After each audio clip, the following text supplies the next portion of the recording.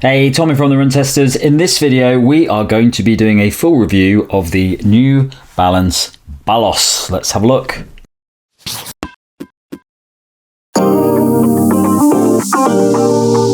The new Balance Balos costs £200 or $199.99. It weighs 243 grams or 8.6 ounces for men in a size 8, and the drop is 6mm. The Balos may not have a plate, but the soft and bouncy PEBA-blended foam makes it a shoe that fits neatly into the world of super trainers. Designed for versatility, the midsole provides a high level of cushioning for easy runs but can easily allow you to pick up the pace thanks to an impressive level of energy return and a smooth rocker geometry. As well as the Balance midsole foam, there's a healthy layer of ground contact EVA on the outsole built to provide protection and add grip while helping to retain a relatively light weight. Finally, the upper combines creel mesh material with a knit tongue, as well as plenty of padding around the ankle collar. When it comes to the fit of the Balos, I've got my normal running shoe size here, which is a UK 9. With New Balance, that's a US 9.5. That's the size I usually go for with New Balance. It can be a bit hit and miss sometimes with some of the racing shoes having a tighter fit, but that's not the case with the Balos. I had a very good fit in my normal running shoe size. I think it's the right length. It's quite close at the front of the shoe, I'd say. The actual volume of the toe box isn't that high in that the fabric sits quite low near your toes, but overall I was happy with my normal size all round. No concerns with the fit around the heel or midfoot. So yeah, I'd stick to your normal size. So fit for me in the Balos, I'm a size 8 in the UK, this is a size 8. I found it to be a very, very comfortable shoe. As soon as you put it on, it's just got the nice level of padding in it, a lot of support from the upper. The front section of the shoe, I had plenty of space before the forefoot and around the side. It does have a slightly shallow forefoot. I didn't have any problems with it at all, and I've done about 70k in this shoe now. So all in all, I would say stick to your size in the Balos. So I've run around 70k in the New Balance Balos. I've done a mix of runs in the shoe, lots of training runs, kind of easy paces, easy to steady progression runs. I've done a longer 90-minute run in the shoe and taken it to the track for some 1k reps as well. And I really like it. It's got an amazing ride. It's a really enjoyable shoe to run in, with the ride being really soft and bouncy, and where I've not got on with some really soft New Balance shoes in the past, like the 1080, because they haven't really bounced back. That's not the case with the Balos. I really find that it gives you a lot of energy return, but does have a really nice sink-in, squishy feeling. It's almost like a pepped up Nike Invincible for me. Like that sink-in, really comfortable feeling on easy runs, but it does bounce back. It rolls you through, and you can run quite fast in the shoe and run long in the shoe without the foam feeling like it's really bottoming out. That's what I felt in the long run of the shoes. I did 90 minutes, probably did around half marathon, and just was cruising along. The rock is noticeable, but it's not really aggressive or overly pronounced. So on easy runs, you can just tick along. It's not that you're being tipped forward or anything like that. You get a real sink-in squish, move through your foot strike with that foam kind of sinking in and compressing, and then it bounces you back. And while it's not a really propulsive and highly aggressive shoe for faster runs, it does give you enough bounce back, and the overall design is lightweight and easy to use at those faster paces as well. With all that soft foam underfoot, you are getting a protective feeling. It does feel like you're almost getting the benefits of a really maxed out shoe, the one that goes well above 40mm, but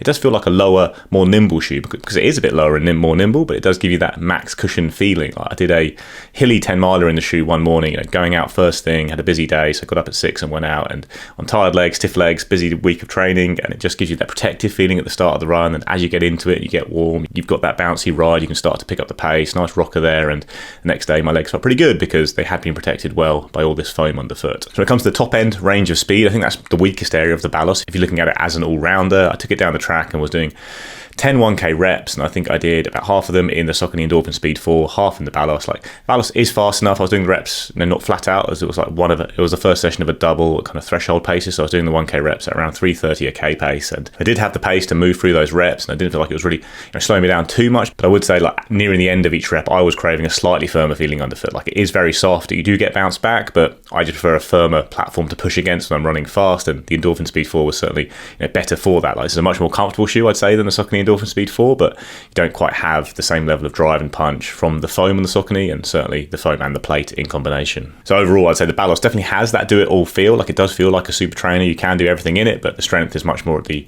easy end of things, the daily training end of things, long runs, something more like the Mizuno Neo Vista, that kind of shoe, as opposed to something like the Speed 4 or the Mach X2, which I think have a bit more top-end punch, but you have got a really comfortable design all around here, from the upper to the midsole, and indeed the outsole, which on durability, I'd say I haven't had any big problems yet. So there's quite a lot of exposed foam on the outsole there. You do have the firmer bits in the key impact areas. I've not really noticed anything getting worn away or anything like that happening on forest trails in the shoe as well as on the roads. Obviously, after 70k, you can't say too much, but so far so good in terms of the bouncy feeling still being there and no undue wear and tear on that outsole. Okay, so I've been looking forward to this shoe for quite some time. We saw some early pictures of it at the US running show and it had me written all over it.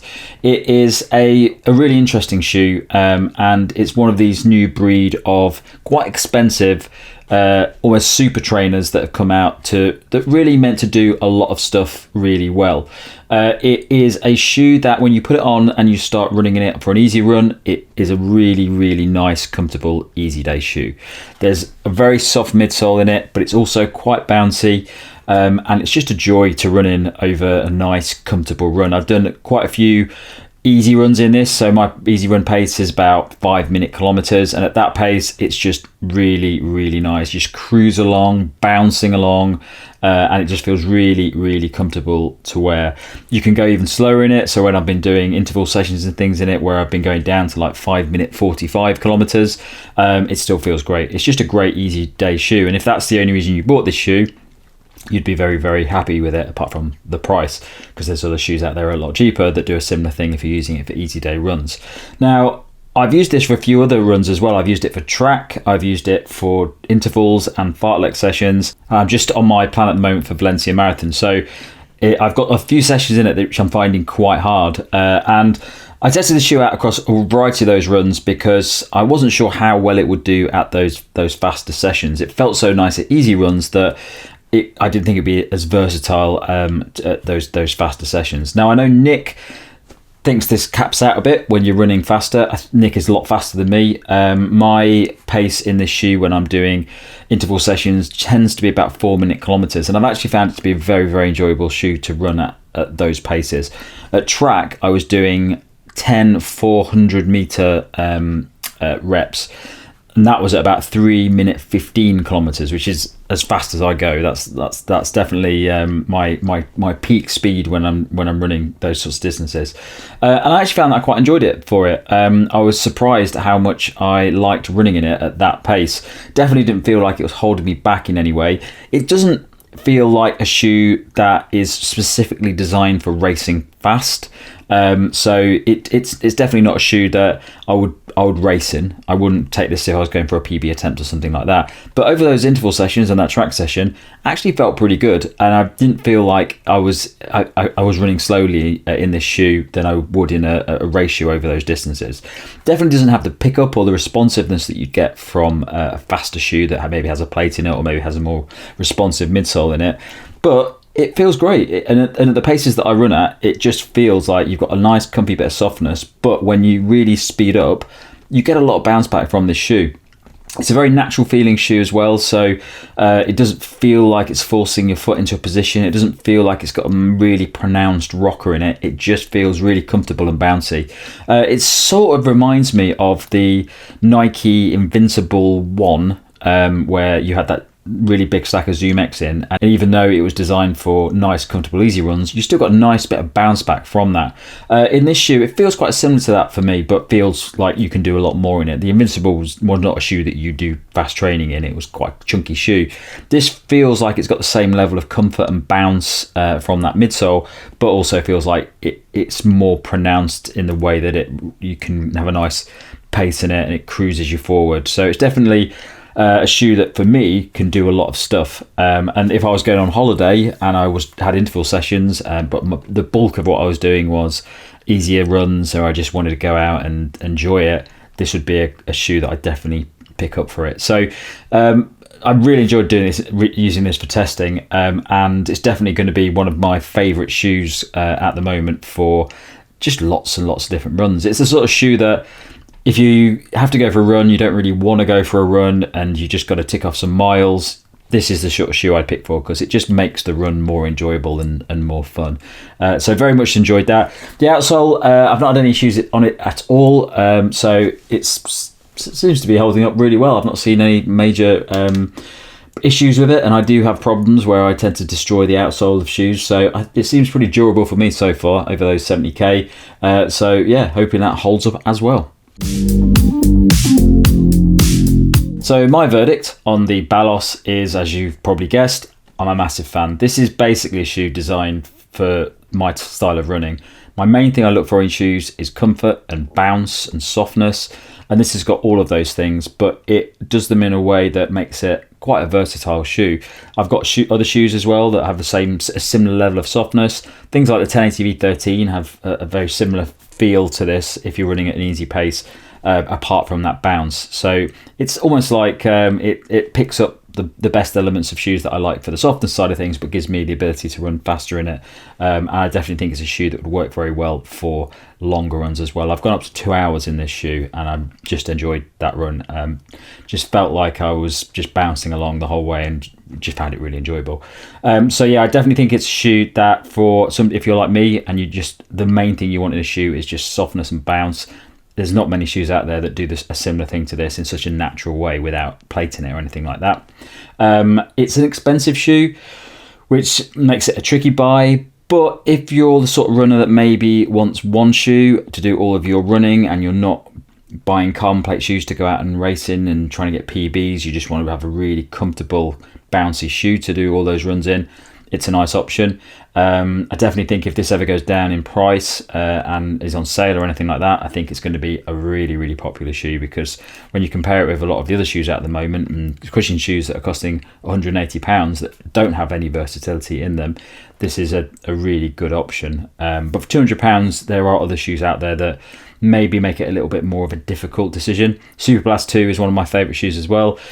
Like it for similar reasons, but the Superblast 2 is not as soft and bouncy as this, so I definitely enjoy running in this shoe more for most of my runs, but I do think the Superblast 2 has a little bit more to it when you're doing those longer sessions where you're trying to maintain a pace, you're doing tempo sessions and things like that. It does just have a little bit more of a rocker. It just feels a little bit more like it's conducive to running faster than this shoe, but I think they're pretty close, and I think it really comes down to the feel that you want from the shoe, and if it's softness and bounce, this is a shoe that you're really, really going to like. The verdict is the New Balance Balos is a really smashing shoe. I really enjoyed running in this shoe. I had a great time. I think it's one that I would love to reach for again and again for those easy runs, long runs, and it can do some of the faster stuff as well. It does fit the bill as a pretty special trainer at a very high price. So it is really expensive. We'll talk more about the price, but for that money, you are getting something that does feel quite special, and I really liked running in it. If you are feeling a bit more hard-nosed, looking just straight up performance and value, the Balos will be outdone by other shoes, I would say, because there are loads of really great super trainers out there, and a couple I've mentioned in the review already, the Endorphin Speed 4 and the Hoka Mach X2 are cheaper than the Balos. I think you're getting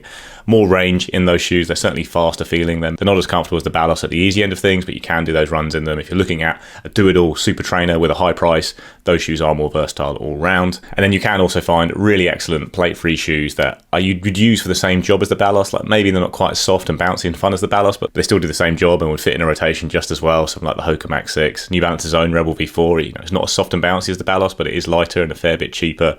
Even the Asics Nova Blast 4, which is heavier and it's not quite as fun underfoot, you can use it for the same kind of runs very happily like the Balos. And the price tag is a big consideration here for sure. Obviously, if you are going to talk about £200 shoes that can do a bit of everything without a plate, have to also mention the Asics Superblast, which I think is a bit more rigid, a bit more response if you're looking at those faster runs, but it's a bigger shoe all round. And I don't know if I just like running in the Superblast quite as much as the Balos, just because Balos has a more relaxed feel underfoot. It's a bit soft, a bit bouncy, a bit more fun. I think you're probably going to get a bit more pace out of the Superblast, and maybe durability will be a bit better there because the foam is a bit firmer underfoot. But I probably like the Balos a little bit more, even though the Superblast maybe is the more effective all-round shoe. I don't actually love the Superblast for fast runs just because it is quite a big shoe, so I would still look at using it with a faster shoe for those sessions. And in that case, if you're just looking at easy and long runs, I think the Balos has a more enjoyable ride. All around, I do think it is a really great shoe. It's got a very high price, but if you pick it up, it's going to be a lot of fun for daily training. I think it delivers something a bit different on the market at large, and it is a really enjoyable shoe to use. But just looking on value, you are going to get better options from New Balance themselves as well as others, and certainly the top super trainers like the Mach X2 and the Endorphin Speed 4 give you a bit more range